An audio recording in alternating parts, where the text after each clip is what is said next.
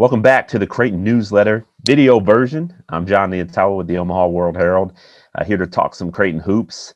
I appreciate you all your feedback so far. We're 3 weeks into the newsletter, so still new, but it's been a lot of fun to write about some different things and to engage with you Creighton fans, maybe at a more just a different level. So I appreciate your feedback. Keep it coming. I want to know what I'm doing wrong and what I'm doing well, or what I'm doing wrong and what I'm doing right. And just, anything else that you're interested in with this team that we can address, or different ideas of different topics to cover. Jon Nyatawa on Twitter and my email, jon.nyatawa@owh.com, are the two easiest ways to reach me. So hit me up with your feedback, your questions, your comments, your concerns, anything and everything. I want to hear it. It's a big week for Creighton. The Jays obviously are at a point in the season where everyone is in college basketball. This is like the prove it time of the year where you gotta you want to work out all the kinks and figure out all the roles so that you're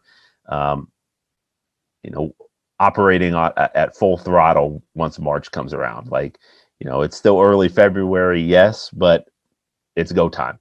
And so this week is important. The Jays play Georgetown, the team that beat them last week in Omaha.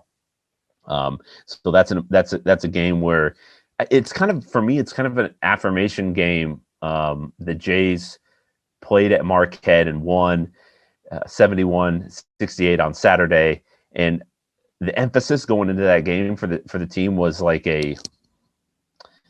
we want to get back to some of the core values that we hope define us. The hustle, outworking the opponent, being tough. They're smaller than most teams that they line up against. Maybe they don't have as much athleticism as some of the opponents that they're going up against, but they can counter that with willpower and heart and precision on offense, like putting the ball where it needs to be, working collaboratively. And I think that they felt like they've been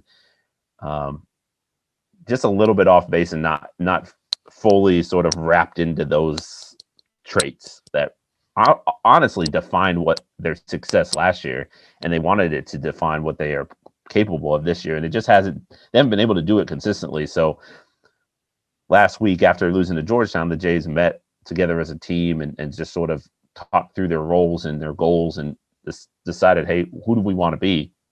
And I think you saw signs of that, who they want to be against Marquette, which was notable because the first game against Marquette back in December, they were not the team they wanted to be.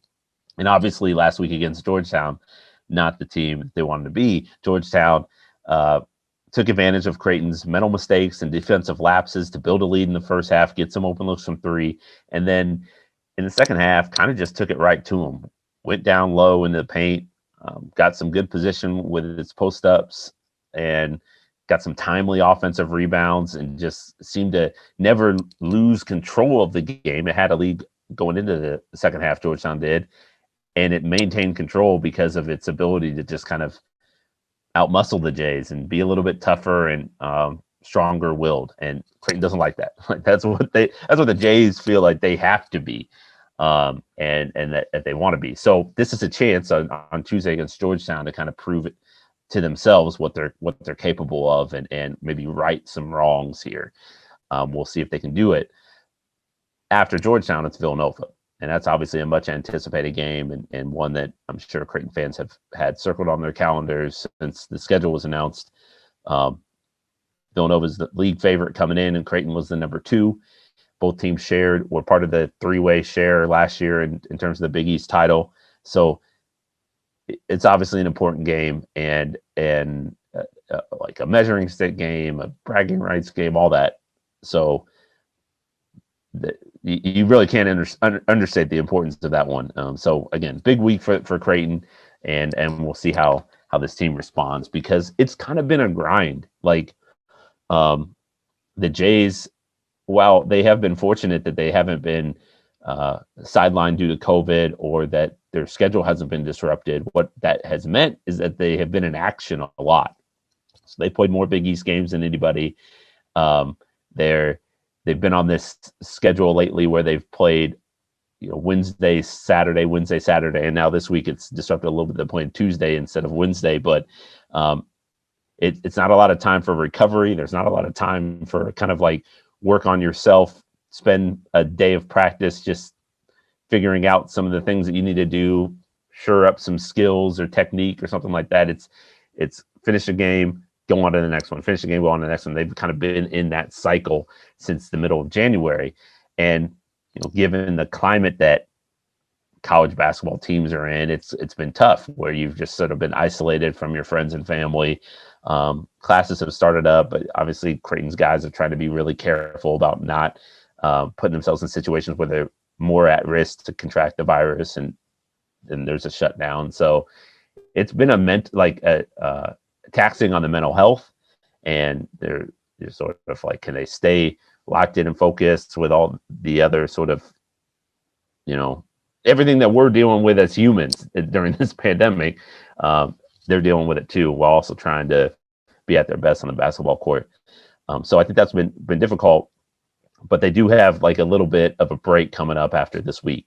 They got to get through this week though. So it's important. I got a couple things that I wanted to touch on.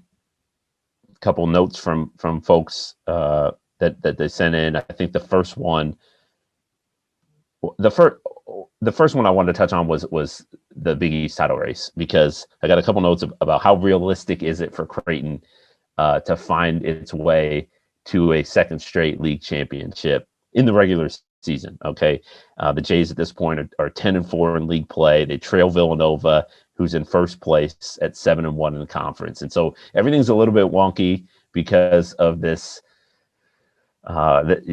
The coronavirus, and Villanova was on a COVID pause for a long time, and they missed some games, and they're not going to get to 20. The idea was everyone would play 20 games, a regular round robin schedule. Creighton might get to 20. Villanova won't. And so at this point, as it stands, the Wildcats have 7 games left on their conference schedule, and Creighton has 6. And so, like, if we played it out, like if those games were played and none were added or subtracted, the Jays actually still control their own destiny. They could win out, beat Villanova twice, and finish in a tie with the Wildcats in terms of percentage points, and they'd share the title. So Villanova would finish 12-15 or 12-3, so 3 losses in 15 games, and the Jays would finish 16-4. And so there is a path to it, and it's not easy. I mean, to think that Creighton has already won one on Saturday, so they would have to then reel off 6 in a row, so 7 straight. It's doable, certainly, but that's going to be really challenging, especially given all the things that I laid out that the Jays are dealing with, and they're still kind of trying to find themselves, I think, as a team, and get to that point where they're hitting on all cylinders. But I think for Creighton to make that kind of run or celebrate a championship at the end of the regular season, it's going to have to beat Villanova twice. So hope that those games are played if you're a Jays fan, and hope that the Jays can win, and they might need some help down the road. We'll see. But they do control their own destiny in a way, because kind of COVID kind of controls it, doesn't it? If these games have to get played, but there is definitely a path. And I guess if you're the optimist out there, on February 8th, February 9th, last season, Creighton was 7-4 in Big East play, and Seton Hall was 10-1. So there was a 3-game difference, and fast forward to the end of the season, they finished in a tie, and the Jays won, shared the title with the Pirates and the Wildcats. Now they're chasing a different team.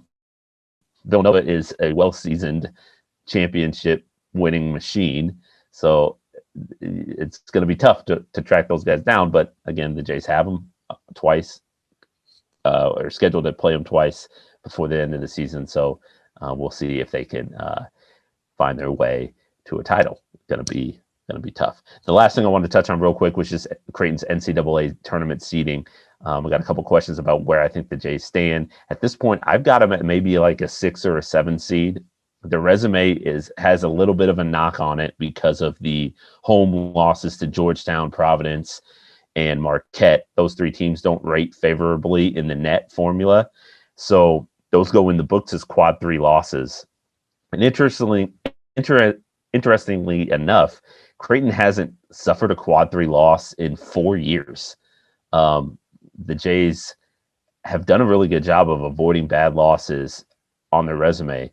This year, unfortunately, you can't say that. And while you might make an argument, and I might make the argument that Providence, Georgetown, Marquette should be rated a little bit higher in the net, that's just the way it is. They're quad 3 losses. And so Creighton balances that by a lot of quality wins against potential NCAA tournament teams, sweeping Seton Hall, sweeping St. John's, sweeping UConn, has a win over Xavier already.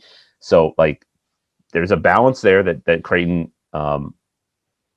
there's obviously positives on Creighton's resume, but those losses are probably going to keep pulling the Jays down, and obviously they're going to maximize how high the Jays can go from a seeding perspective. I think a 5 is still possible, but again, and maybe even a 4 if we're talking about running the table here, but it's going to be tough. And so at this point, 6 or 7 is what it looks like, but there's so much that can change. So we'll see what happens. That's all for today. I really appreciate you guys. Like I said, following the newsletter.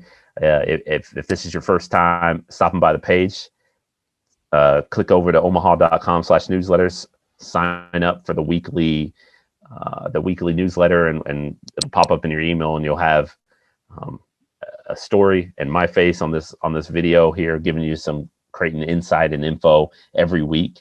It's an exclusive space for Jays fans. We created it just for you. So use it, tell your friends about it, and give me some feedback so we can change it to meet your needs and your desires. Thanks again for watching and reading. We'll be back next week.